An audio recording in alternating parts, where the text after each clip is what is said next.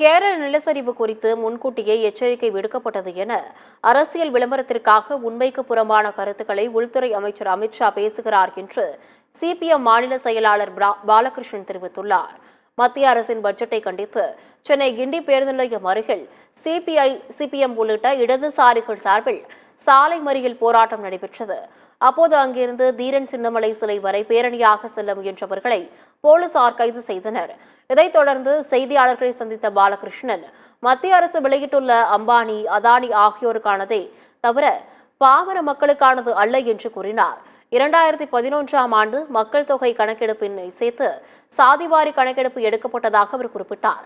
சாதிவாரி கணக்கெடுப்பு குறித்து பேச ராகுல் காந்திக்கு தகுதியில்லை என அனுராக் தாக்கூர் பேசியது வன்மையாக கண்டிக்கத்தக்கது எனவும் பாலகிருஷ்ணன் தெரிவித்துள்ளார்.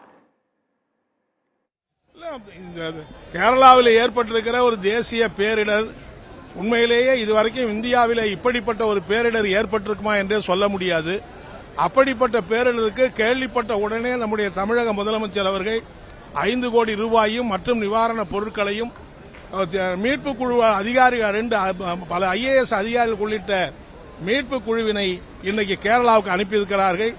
மாண்புமிகு பொதுப்பணித்துறை அமைச்சரை கேரளாவுக்கு அனுப்பி அந்த நிதியை கொடுத்தது மட்டுமல்லாமல் இன்னும் தேவையான உதவிகளை எல்லாம் நாங்கள் வழங்க தயாராக இருக்கிறோம் என்று சொல்லியிருப்பது உண்மையிலேயே பாராட்ட வேண்டியது.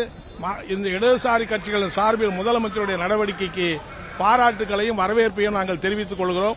ஆனால் அதே சமயத்தில் மத்திய உள்துறை அமைச்சர் இந்த இவ்வளவு பெரிய இடர்பாடு ஏற்பட்டிருக்கிற நேரத்தில் அரசியல் வியாபாரம் செய்யக்கூடிய முறையில் நாங்கள் உரிய அளவுக்கு எச்சரிக்கை கொடுத்தோம், ஏதோ கேரள அரசு பின்பற்றவில்லை என்று இயற்கையினால் ஏற்பட்டிருக்கிற இந்த இடர்பேடுடைய பாரத்தை முழுவதும் இடதுசாரி அரசாங்கத்தின் மீது தூக்கி போடுகிற ஒரு கேவலமான அரசியல் வியாபாரத்தை, அரசியல் பிழையை மத்திய அமைச்சர், உள்துறை அமைச்சர் செய்திருப்பதை நாங்கள் வன்மையாக கண்டிக்கிறோம்.